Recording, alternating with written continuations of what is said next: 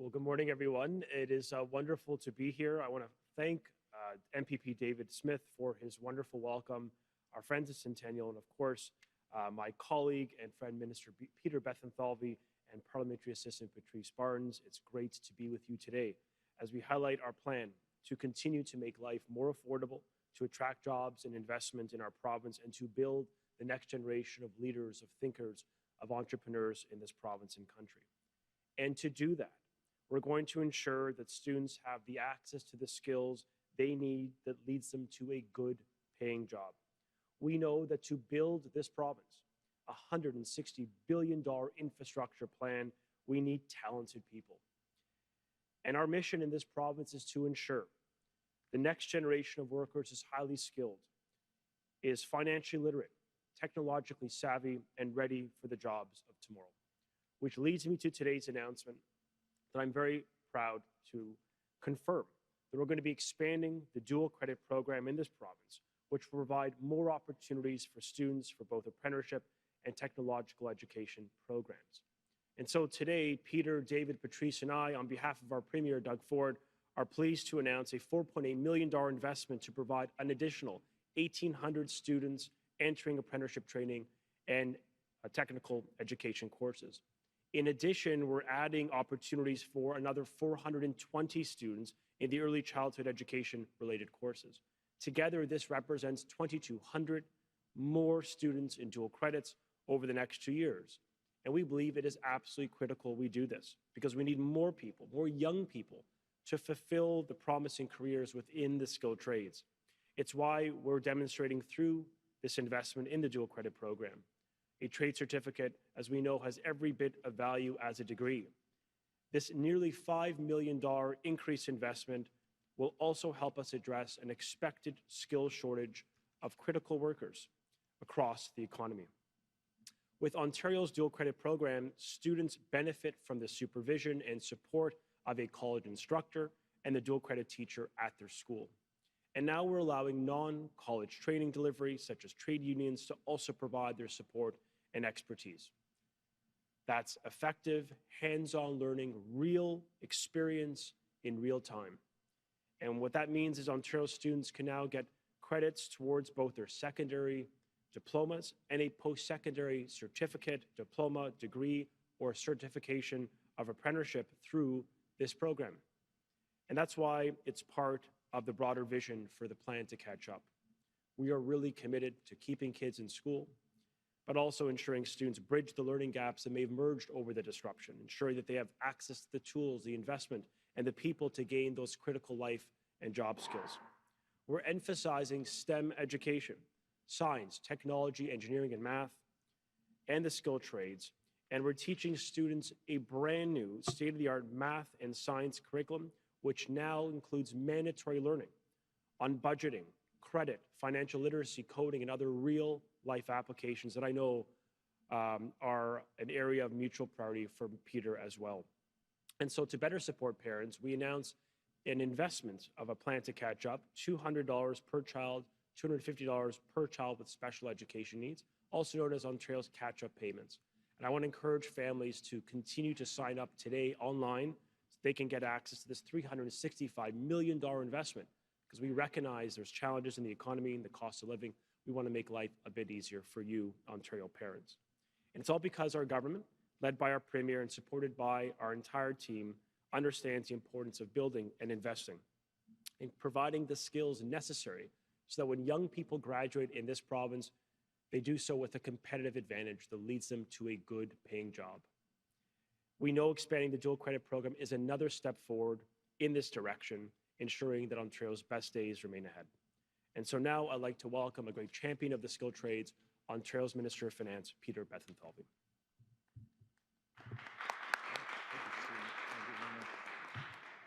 Well, thank you, Stephen, and I really liked it when you mentioned budgeting in the curriculum, so thank you for that. Really rang out. I want to thank Craig for hosting us here today. What a great school you run here, great college.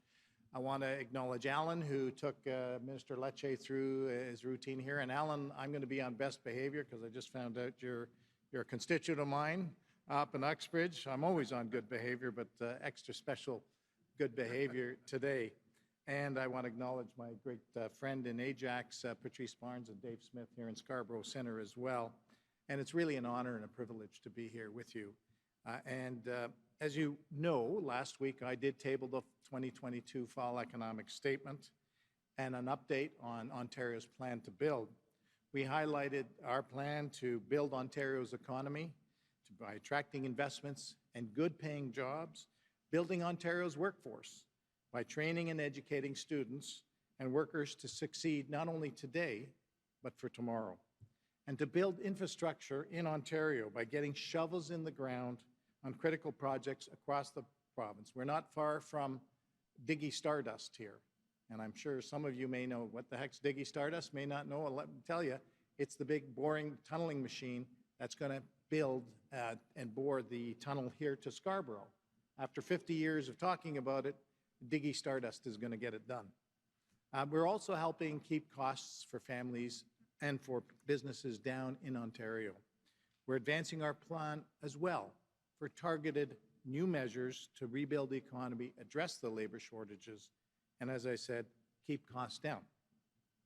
Nous présentons aussi notre plan pour mettre en œuvre de nouvelles mesures ciblées dans le but de reconstruire l'économie, combler les actuelles pénuries de main-d'œuvre dans la province et garder les coûts bas.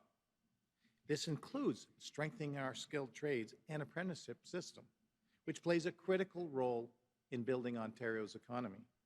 As Minister Lecce announced earlier, our government is expanding the very successful dual credit program.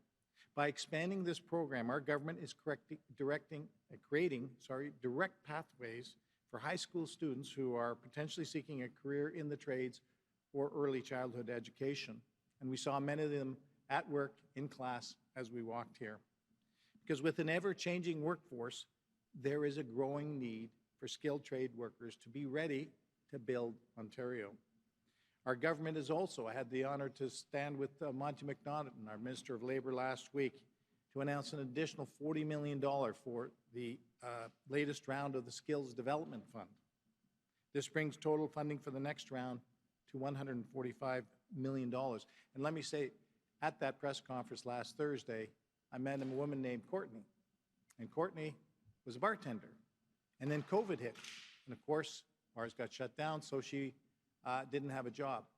And she stood with us because through the Skills Development Fund, she became a steam pipe fitter and couldn't be happier. Good paying job, big paycheck, and something she was very passionate about. We need all hands on deck to help build Ontario. We are also increasing the amount a person on the Ontario Disability Support Program can earn from $200 to $1,000 per month without impacting their income support. This measure would encourage people with a disability who want to increase their work hours to do so and promote more participation in the workforce while not penalizing them for doing so. And going forward, we plan to adjust ODSP rates to inflation beginning in July of 2023. Our enhanced targeted approach also includes proposing to extend the gas tax and fuel tax relief to December 31st, 2023. As well, we're supporting low-income seniors by proposing to double payments for all senior recipients of the Ontario Guaranteed Annual Income System for 2023, some 200,000 low-income seniors at a time of high costs where many are feeling the pinch through inflation. Now, we are in uncertain global economic times, and there are challenges ahead. And we know that the people of Ontario are feeling the effects of these challenges. And that is why our government has a responsible fiscal plan that will help us navigate these difficult times. And no matter what lies ahead, and I've said this before, I have confidence in the resilience of the people, the workers, the students, the families across Ontario. I have confidence in our plan, so collectively, together, let's continue to build Ontario. With that, I'll say thank you and pass it back to Minister Lecce. Thank you, Minister Bethlenfalvy. That concludes the formal portion of today's announcement. We'll now turn things over to a media Q&A. I would ask that if you're a journalist who's joined us today, please line up behind this microphone, as well as identifying your name and your outlet. Thank you. Hi, it's Chris Rashoe from the Toronto Star. Minister Lecce, I wanted to ask you about the CUPE tentative deal, which members start voting on today. What is your message to them as they start voting? A message of gratitude. Our education workers play a critical role in our schools. I think many of us could name the custodians, the secretaries, the individuals in our lives that as young people cared for us and really went above and beyond. So I want to thank them for what they do to support our kids, recognizing that we've come to a fair agreement. I'm going to respect the ratification process, but reaffirm how important it is that we came together to keep kids in school. That stability is not an abstraction to a parent at home, to a young child who's been through so much and faced so much disruption and difficulty over the past years. Kids in school means they can learn, they get access to mental health supports, physical activity, social and emotional development. They get access to special education supports for some of the most vulnerable among us, nutrition programs. I mean, honestly, these are, in many cases, it's just the basics of health, food, care. And that's what we do in our schools and much, much more. So I'm just grateful that we came together in the interests of our kids and put them first. And now we have a deal before us, a tentative agreement that I look forward to its ratification, especially recognizing that it will enable the government to continue to provide stability for kids and continue the good work we're doing in partnership with Minister Bethlenfalvy and the entire government to increase funding and staffing and opportunities for our kids within our publicly funded schools. And how do you think the negotiations with teachers will go following CUPE? And will the 1.8%, sort of the top wage increase for the top earners in CUPE, will that be the benchmark for teachers? Well, we look forward to continue to negotiate in good faith with our teacher unions. As you know, 3 years ago, this government got deals with every education union in the province of Ontario. We intend to do the same in this round. We've had productive discussions with our teacher unions through the summer and notably through the fall. The mission of the government is a deal that respects the workers, but most importantly, keeps kids in the classroom. And I look forward to having those discussions at the table and respecting the teacher union's preference for confidential negotiating. But I think you could be assured that the government will continue to make the case that kids must be in school and that they need to benefit from the full spectrum of supports that happen within our publicly funded school system.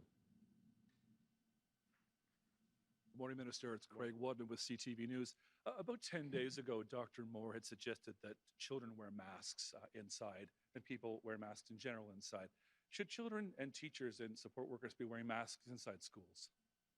Well, Dr. Moore noted that the province's position is to respect the choices parents will make and staff will make because, you know, it's based on individual risk tolerance. What I can tell you is while we respect the decision individuals will make in this province when indoors, we're also going to reaffirm to parents that this province and government has invested heavily in improving air ventilation in every single school in the province, in every single school, like 4,800 no less.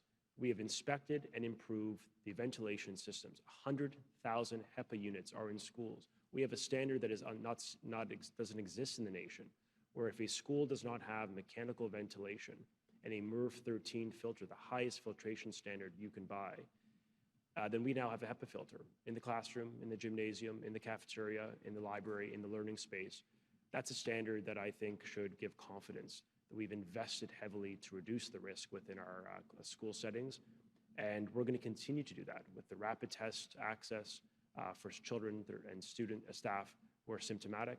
Likewise, with the enhancement of our cleaning within our schools, the additional custodians, and of course, screening that takes place. So the school system has multiple layers of prevention endorsed by the Chief Medical Officer of Health. And we will reaffirm to the families and parents and staff within our schools and the parents of this province that we'll continue to do everything possible to keep our schools as safe as we can.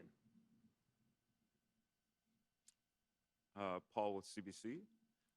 The Hamilton Wentworth District School Board on Monday, the Board of Trustees approved the following motion to ask all students and staff to wear a mask in all facilities until further direction. Do you think it's a good move to have school boards have to enforce these kind of recommendations? I think public health units have been provided the authority to consider additional measures if required, and will always defer to doctors, not politicians, to make decisions with respect to the safety of families as we deal with the triple threat of RSV, flu, and COVID. And do you think that it's about time that the government just say, look, for all school settings, especially with smaller children, please mask up and stop this? You know, it's in your best interest and everything else, because numbers are going up, hospitals are flooded, surgeries are canceled. We're going into that tailspin again. We're going to respect the choices of parents, and I think that is really critical. We followed the advice of Dr. Moore, and he's made clear a strong recommendation encouraging masking. The government is committed to keeping kids in school in a safe setting. It's why we've massively improved ventilation in this province. It's why we've significantly scaled up the HEPA filtration, 100,000 in Ontario. There are more HEPA filters in this province than there are the entire country combined when it comes to publicly funded schools. That's leadership. It's a recognition that we have to continuously do more to reduce the risk. And that's exactly why, in partnership with the Minister of Finance, the Premier, the Minister of Health, we've done that.